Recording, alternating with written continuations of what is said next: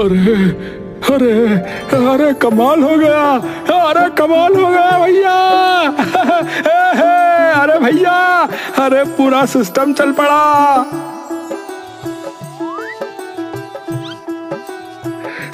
अरे भाइयों, अरे थारे पैर पड़ू मैं। अरे भाइयों, तू तो भगवान है भाइयों। सभी लोग उठ के जोर जोर से ताली बजाने लगते हैं। तालियों की आवाज बढ़ने लगती है। अरे उठ जा, अरे उठ जा निर्मोय। अरे पापा क्या हो गया? हैं? अरे क्या हो गया? अरे दिन चढ़ गया। अरे सांझ तक सोता ही रहेगा क्या? हैं? चल उठ। शंकर आंख मसलते हुए बेड से उठता है। अरे नीचे आ जल्दी, दुकान खोलने का टाइम हो रहा है। प्रभु ये कहकर नीचे चल देता है। शंकर कुछ देर अंगड़ाई तोड़ता है और मुंह हाथ धोकर नीचे चला जाता है। चल फटाफट राई का तड़का मार के दाल छौंक दे। शंकर नीचे से एक पतीला निकालता है और गैस पर चढ़ा देता है। उसमें तेल डालकर राई उसके अंदर डाल देता है। अरे दाल थोड़ी कम डालियो, इतनी ना चल रही आजकल। हाँ, परसों कह रहे थे आलू गोभी नहीं चल रही, कल कह रहे थे पनीर नहीं चल रहा तो उसे कम कर दे, आज कह रहे हो दाल नहीं चल रही, तो चल क्या रहा है फिर? अरे अभी तो दुर्गति चल रही है, बस दुर्गति। हाँ, कल को दिमाग भी चल पड़ेगा मेरा। क्यों? क्यों है? तुझे पता नहीं है क्यों है? अरे बेटा कोई और शौक ढूंढ ले, क्योंकि यो ढाबा तो अब थोड़े दिन का और रह गया बस। हाँ पापा, वैसे तो सुबह उठ के चिल्लाते रहो कि जल्दी उठ जल्दी उठ, हैं?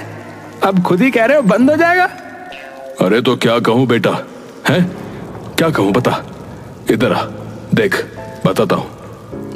प्रभु सामने टंगी 4 पीढ़ियों की फोटो शंकर को दिखाता है। देख यो है तेरा परदादा चमन पीला भोगराज, जिसने खाने में ऐसी चीजें डालना शुरू की कि पूरा गांव उनका दीवाना सा हो लिया। क्योंकि एक तो खाने में स्वाद बढ़िया और ऊपर से भोजन सबका स्वास्थ्य भी एकदम ठीक कर देता था। और बेटा स्वास्थ्य, भोजन और स्वाद बड़ी मुश्किल से लोगों को एक साथ मिलता है बेटा, वरना तो तोरी घिया तो सभी बना रहे हैं अपने घर में। प्रभु अपनी उंगली शंकर के दादा की तरफ करता है, जिनकी बड़ी बड़ी मूंछें होती हैं। और यो है मेरे बाबूजी, यानी तेरे दादा चकोर चंदन भोगराज। जब सभी हमारे बड़े दादा के खाने को इतना मानने लगे ना, तो बाबूजी ने यह ढाबा खोला, भोगराज वैद्य ढाबा, जहां लोग खाना खाकर अपनी बीमारी का इलाज कराते थे बेटा। बाबूजी ने तो ऐसा कमाल कर दिया कि उनका दाल चूरमा खा के एक अपाहिज इंसान चल पड़ा भाई। नहीं यार पापा, ऐसे थोड़ी होता है, ऐसे कैसे हो सकता है? अरे मान नहीं रहा है? अरे तुझे पता है हमारे घर में कभी किसी औरत ने खाना नहीं बनाया, पता है तुझे? सिर्फ हमने बनाया है। तेरी माँ ने तो रसोई में झांक के भी नहीं देखा, बता रहा हूं। तभी अंदर से उसकी पत्नी निकल कर आती है। बर्तन धोने और रसोई साफ करने तुम्हारी स्वर्गीय माँ नहीं आती थी? और ये कहकर वापस अंदर चली जाती है। ये क्या अलार्म सा बज पड़ा क्या एकदम से? क्या हुआ ये? अरे हाँ, तो मैं ये कह रहा था बेटा कि उस चमत्कार के बाद तो ढाबे पे लाइन लग गई। हाँ, लेकिन फिर आया मैं, प्रभु भोगराज, और बाबूजी भी चल बसे उस वक्त। और उसके बाद तो बचा ही कुछ ना। जब से मैंने बागडोर संभाली, तब से बेड़ा ही गर्क होता गया ढाबे का। अरे पापा, वही तो मेरा सवाल है हमेशा से कि ऐसा हुआ क्यों? वो क्या डालते थे ऐसा भाई खाने में, और आपको क्यों नहीं पता उस चीज के बारे में? बोलो। अरे बताया ही नहीं कभी, बस इतना पता है कि कोई खास सामग्री थी जो किसी जगह से लाते थे जाके। अब मैं वो चीज नहीं ला पाया और धंधा धीरे धीरे ठप हो गया। तो फिर इसे बंद करके क्या करोगे? अरे वो छोड़, तू जाके दाल छौंक दे जा। पुश्तैनी दुकान है पापा, ऐसे कैसे बंद कर सकते हो आप? अरे बेटा, पुश्तैनी हो चाहे कल खुली हो, बिना पैसों के कोई दुकान नहीं टिकती। शंकर चुपचाप दाल बनाकर बाहर चला जाता है। यार, यहाँ रहना तो मेरा दिमाग फाड़ देंगे ये। चलो रघु से ही मिलके आते हैं थोड़ी देर। शंकर मैदान में जाकर देखता है तो रघु अपने दोस्तों के साथ बैठा होता है। शंकर। शंकर दूर से हाथ उठाकर उसे सलाम करता है। क्या हाल है भाई के? बस सब बढ़िया। आज इतनी सुबह यहाँ कैसे भाई? अरे बस वही रोज की महागाथा यार। क्या हुआ है? फिर कुछ दिक्कत आ गई क्या ढाबे में? अरे यार रोज का एक ही ड्रामा यार है। आज ये कम कर दे, आज वो कम कर दे, और आज तो कहते हैं कि कुछ और ढूंढ ले भाई। अरे जब खून में खाना बनाना है तो क्यों कुछ ढूंढूं है? तभी रघु का एक दोस्त शंकर से कुछ पूछने लगता है। भाई शंकर, तुम्हारा खाना बनाना तुम्हारे खून में था है? मतलब? अरे पूरे गांव को पता है कि तुम्हारा ढाबा तभी तक चला जब तक तेरे दादा थे। तुझसे मतलब? और तुझसे बात की क्या? अरे सच ही बोल रहा हूं, मेरे पापा ने खूब कहानियां सुनाई हैं तेरे खानदान की। एक अच्छा भला चलता ढाबा तुमसे नहीं संभाला गया और अब मेरे पे चौड़ा होके दिखा रहा है। ए ढाबा चले ना चले, तेरी टांगे तोड़ के तुझे चलने के लायक नहीं छोड़ूंगा, बता रहा हूं। हाँ। एकदम से सात्विक शंकर की ओर गुस्से से देखता है और शंकर भी उठकर सात्विक का कॉलर पकड़ लेता है। तभी रघु और आमिर मिलकर दोनों को छुड़ाते हैं। अरे दिमाग खराब है तुम दोनों का है? फालतू की बात पे लड़ रहे हो? ए शंकर, तू घर जा, चल मैं आता हूं थोड़ी देर में तेरे पास। शंकर वहां से गुस्से में निकल जाता है और जाकर चाय की टपरी पर बैठ जाता है। एक चाय कर देना भाई। जी भैया जी, अभी करता हूं। ठीक है। शंकर उधर बैठा इंतजार कर रहा होता है कि तभी वहां एक गरीब सी माँ अपने बीमार बच्चे को लेकर उसके पास आती है। उसका बच्चा उसकी गोद में इस तरह से पड़ा होता है जैसे कोई शव हो। उसका चेहरा एकदम पीला पड़ चुका था। अरे बेटा, कुछ खाने को दे दे, अल्लाह तुझे खूब रहमत बख्शेगा। मेरे बच्चे ने 2 दिन से कुछ नहीं खाया है, दे दे बेटा। शंकर उसके बच्चे को देखकर डर से कांप जाता है। अरे भाई, एक गिलास पानी और कुछ मठरी नमकीन वगैरह देना। चाय वाला पानी और कुछ मट्ठी लेकर आता है और शंकर को दे देता है। अबे सबसे पहले तो पानी पिला से, मुंह पीला पड़ चुका है, मर जाएगा ये। गरीब माँ हंसने लगती है। क्या हुआ, हंस क्यों रही हो? मर जाएगा बेटा, इसका इंतकाल तो उसी दिन हो गया था जब ये गरीब के घर में पैदा हुआ। ऐसा क्यों कह रही हो? क्यों कह रही हूँ? जिस बच्चे को एक निवाला भी खाए 2 दिन हो गए हों, उसे और क्या कहूँ। एक निवाले के लिए 2 दिन भटकना पड़ा, तब जाकर मिला। तो क्या करें ऐसी जिंदगी का। लोग कहते हैं कुछ काम कर लिया करो, पर काम क्या करें बेटा। बचपन से तो इस सड़क की मिट्टी खाकर बड़े हुए हैं, काम की तो कोई तालीम नहीं मिली, ना ही मौका। अब बताओ, ऐसे एक नहीं कई माँ बेटे घूम रहे हैं मेरे जैसे यहाँ। इसकी तो अभी सांसें चल रही हैं, पर जल्द ही ये कूचों के खोखले अंधेरे में ही मर जाएगा, क्योंकि अस्पताल कौन भर्ती करेगा। सरकारी अस्पताल ले जाओ तो हमसे पहले 100 लोग लाइन में मिलेंगे। किसी का डॉक्टर फूफा, किसी की नर्स मौसी, किसी का बाप कंपाउंडर, और इन सब की पहचान में दबा कौन? गरीब। और सही भी है, गरीब को तो भगवान ने भी नहीं अपनाया, तो डॉक्टर क्या अपनाएगा। अब मान लो ये दुनिया में आ भी गया तो पालेगा कौन। हमें इसकी खांसी, जुकाम, इसका तपता बदन किसके पास ले जाएं? हम बस अपनी छाया ही दे सकते हैं ठंडक के लिए, क्योंकि ठंडा पानी, ठंडी दवा, ठंडी छांव, ये सब तो नसीब वालों को मिलती हैं। लोग कहते हैं बच्चों को पढ़ाओ, मैं कहती हूँ पहले जिंदा तो रख लें, पढ़ाई तो बाद में भी हो सकती है।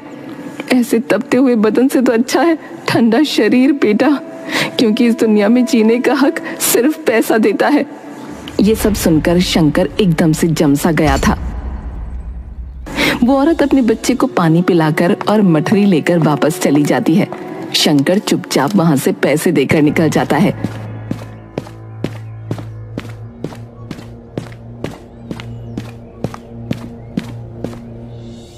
तभी जाते जाते गांव का सरपंच उसे देख लेता है। अरे ओ शंकर।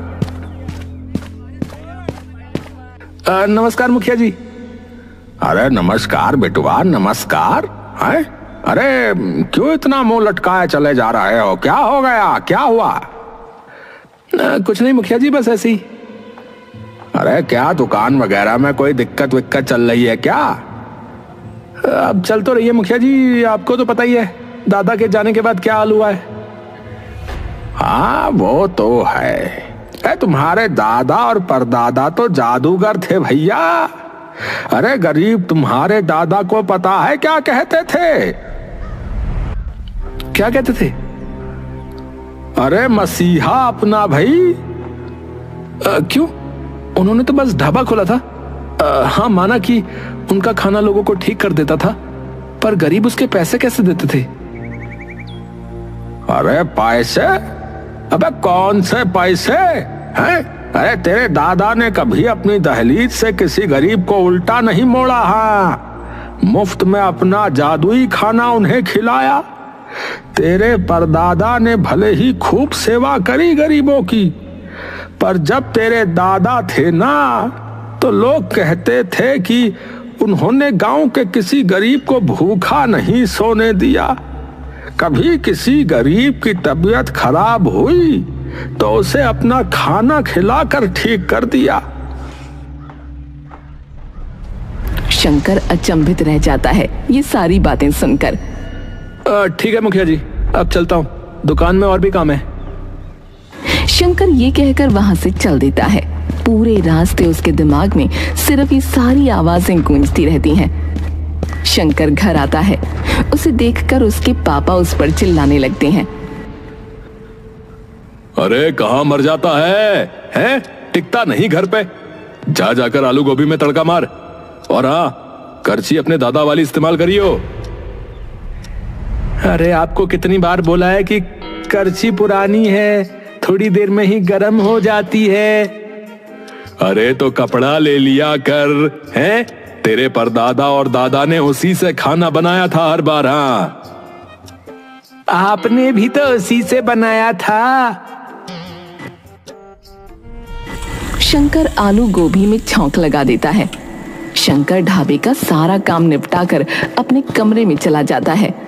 शंकर इन सभी बातों से परेशान होकर अपना सिर तकिए से ढक लेता है।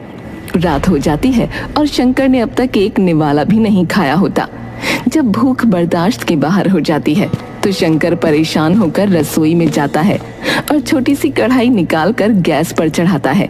उसमें तेल और कुछ सब्जियां डाल देता है। तभी उसकी नजर अपनी पुश्तैनी कड़छी पर पड़ती है। आज इसे ही चला के देखूं, क्या बवाल है ये। शंकर कड़छी उठाकर उससे सभी चीजें मिलाने लगता है। तभी काम करते करते उसके दिमाग में फिर से वही बातें चलने लगती हैं। तभी एकदम से शंकर को एक आवाज आती है, लल्ला, ओ लल्ला। शंकर एकदम से डर कर पीछे हो जाता है और इधर उधर देखने लगता है। कौन है? कौन है? नीचे देख लल्ला, नीचे। शंकर नीचे देखता है तो उसे दिखता है कि कड़छी अपने आप कढ़ाई में खड़ी हो रखी है। घूर क्या रहा है लल्ला? मैं ही बोल रही हूँ। पर तुम बोल कैसे रही हो? है कोई वजह? वो तुझे पता लग जाएगी। क्या? ये क्या है? क्या है ये सब? ये सब हमेशा से था, बस तेरे बाप को ही ना दिखा। अरे पर ये हो कैसे रहा है? मैं सपने में हूँ क्या? शंकर अपने आप को जोर जोर से चांटे मारने लगता है। लल्ला पगला गया है क्या? ये कैसे हो पा रहा है? क्योंकि मैं एक ऐसी जगह से आई हूँ जिसके बारे में न किसी ने सुना न किसी ने पढ़ा। ऐसी कौन सी जगह है? और क्या आप पापा से भी बातें करती हो क्या यूं ही? लल्ला अगर तेरे पापा से बात कर सकती तो आज ये ढाबा बंद कराने की नौबत ना आई होती। मतलब? तुझे ये पता है क्या कि तेरे दादा परदादा अपने खाने में ऐसा क्या डालते थे जिससे बीमार से बीमार इंसान भी ठीक हो जाता था? नहीं पता। क्या था वो? सप्तधारा रस। सप्तधारा रस? पर ये लेके कहां से आते थे? नीरमंडल से। ये क्या है और कहाँ है? कहाँ है ये तो नहीं बता सकती। ये जवाब तो तुम्हें अपने परदादा की किताबों में ही मिलेगा लल्ला। जहाँ उन्होंने अपने सभी खाने की सामग्री लिख कर रखी थी। शंकर थोड़ी देर कड़छी की ओर देखता रहता है और एकदम से कड़छी को उठाकर अपने दादा के कमरे में भाग जाता है। शंकर अलमारी खोलकर नीचे से एक संदूक निकालता है जिसे कपड़े से ढका हुआ है। शंकर वो संदूक खोलकर उसके अंदर से अपने परदादा की खाने की सामग्री वाली किताब निकालता है जिसका नाम है मेरी रसोई। शंकर उस किताब को खोलकर उसके सारे पन्ने पलटने लगता है। कमल ककड़ी के बेल, जल भिंडी, जल मूली, वारुणी फली, नीलकंद, ये क्या है? क्या हुआ लल्ला? अरे मैं ये सोच रहा हूँ कि ऐसी कोई भी चीज हमारे पूरे खानदान में कभी नहीं बनी। मैं ना ये लिख कर दे सकता हूँ, दादाजी ने कभी ऐसी किसी चीज का कोई जिक्र भी नहीं किया। तो सोचो फिर क्यों उन्होंने ये सब लिखा है, क्या पता तुम्हें तुम्हारा जवाब मिल जाए। शंकर सारे पन्ने पलटता है, तभी आखिरी पन्ने पर उसे कुछ कमल के पत्ते बने दिखते हैं जिनके बीच में एक बड़ा सा कमल का फूल होता है और अंत में कुछ लिखा होता है। ये क्या लिखा है? पाताल से थोड़ा ऊपर और पानी के थोड़ा नीचे, जहां जड़ आसमान में होगी और पत्ते पत्तियां जमीन पर, वहीं जीवन मिलेगा तुम्हें अष्टभुजाओं को जीतकर। पता चला? पहेली का तो पता नहीं, पर जगह का पता चल गया। पर मेरा एक और सवाल है आपसे। पूछो। ये सब पापा को क्यों नहीं सुनाया दिखा? क्योंकि उन्होंने कभी देखना नहीं चाहा। उन्होंने सिर्फ ये देखा कि ढाबा अच्छा चल रहा है तो खाने का रेट बढ़ा देते हैं, और जिन गरीबों को तुम्हारे दादा यहाँ खाना खिलाते थे उन्हें भी यहाँ आने से मना कर दिया। पर तुम्हारा मन तुम्हारे दादा की तरह ही दया भाव वाला है, इसीलिए तुम्हें ये सब दिखा। सूरज चढ़ते ही शंकर घर से भाग निकलता है और सीधा जाकर गांव के तालाब के पास पहुंचता है जहां कई सारे कमल के पत्ते पानी में लहरा रहे होते हैं और उनके बीच एक कमल का फूल होता है। शंकर सीधा पानी के अंदर कूद जाता है और उस जगह को ढूंढने लगता है। हर थोड़ी देर में शंकर पानी के ऊपर आकर एक गहरी सांस भरता और फिर नीचे चला जाता। पर जैसे ही वो और गहराई में जाता है उसे पानी में एक रोशनी की किरण चमकती दिखती है। तभी उसे वो पहेली याद आती है जो उसके दादाजी की किताब में लिखी थी। पाताल से थोड़ा ऊपर और पानी के थोड़ा नीचे, जहां जड़ आसमान में होगी और पत्ते पत्तियां जमीन पर, वहीं जीवन मिलेगा तुम्हें अष्टभुजाओं को जीतकर। शंकर उस किरण की ओर बढ़ता है और जैसे जैसे वो किरण की ओर बढ़ता जाता है रोशनी उतनी गहरी होती जाती है। जैसे ही वो उस रोशनी के अंदर जाता है वो एकदम से किसी और दुनिया में पहुंच जाता है। चारों तरफ सिर्फ हरियाली, औषधियां और सब्जियों की महक से उसका मन प्रफुल्लित हो उठता है।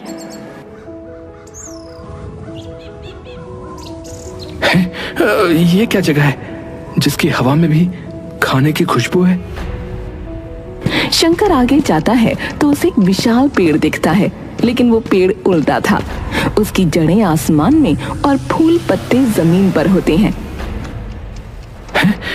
जहां जड़ आसमान में और पत्ते जमीन पर हों, यही है वो जगह, यही है।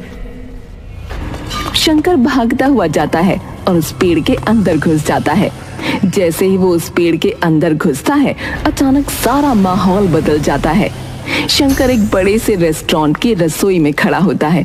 उसके साइड में एक खिड़की होती है जिसके बाहर कुछ गरीब लोग भूखे प्यासे बैठे होते हैं। शंकर बाहर की ओर देख रहा होता है कि तभी उसके पापा अंदर आते हैं। अरे कहाँ ध्यान है तेरा? हैं? फटाफट आज चला, मोटी कमाई होगी आज। सारे लोग खाने की बाट जो रहे हैं बाहर, जल्दी कर। शंकर एकदम से खाने का पतीला उठाता है और गेट खोलकर बाहर चला जाता है। प्रभु उसे पीछे से आवाज दे रहा होता है। शंकर जाकर उनमें वो सारा खाना चुपचाप बांट देता है।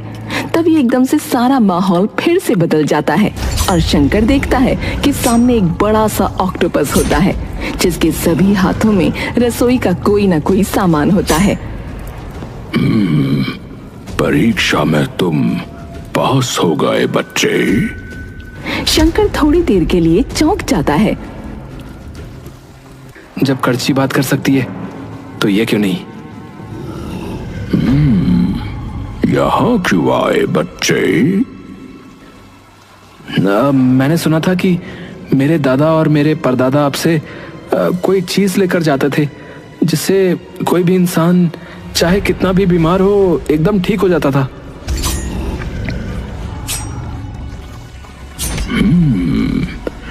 तुम्हारा मतलब सप्तधारा रस से है? हाँ हाँ, वही। उससे पहले मेरे एक सवाल का जवाब देना होगा तुम्हें। जी पूछिए। क्यों लेकर जाना चाहते हो ये रस? शंकर एक गहरी सांस भरता है। अपनी शांति के लिए। कल ना मैं ठीक से सो पाया, ना ही ठीक से कुछ खा पाया। मन में सिर्फ एक सवाल की, जिनके सिर पे कोई छत नहीं, क्या उन्हें आज रात कुछ खाने को मिला होगा? जिनके बच्चों के शरीर दोपहर में तप रहे थे, क्या उन्हें कोई दवा मिली होगी? या उनका शरीर एकदम ठंडा पड़ गया होगा? बस इसीलिए चाहिए, ताकि रात को वो भी और मैं भी चैन से सो पाऊं। ऑक्टोपस शंकर की ओर देखकर मुस्कुराता है और एक बड़ी सी शीशी निकालकर उसे दे देता है, जिसमें 7 रंगों का एक रस होता है। अरे ये कितना सुंदर है, पर इसमें ऐसा क्या है? जिसने ये जगह स्थापित की उसी ने इसे बनाया था। पौराणिक कथाओं में तो ये कहा जाता है कि ये उन्हीं तत्वों से बना है जिससे संजीवनी बूटी बनी थी।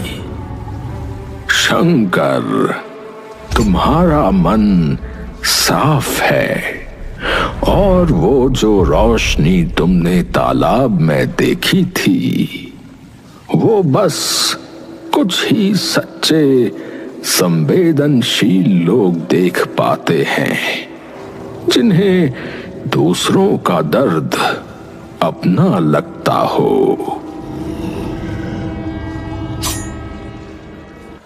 शंकर चुपचाप उनके सामने सर झुकाता है और वापस अपने घर आ जाता है। सामने खड़े उसके पापा उसका इंतजार कर रहे होते हैं। अरे कहाँ डूबाया? अरे आप बड़े बर्तन निकाल के रखो, आज गांव के सभी गरीबों का भोज होगा। भोज होगा? क्यों भाई? क्योंकि मुझे अब शांति से सोना है।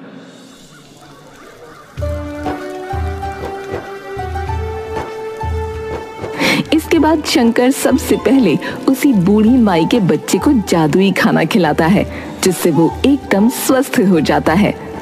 आखिरकार बरसों बाद इस जादुई ढाबे में मसीहा लौट आया।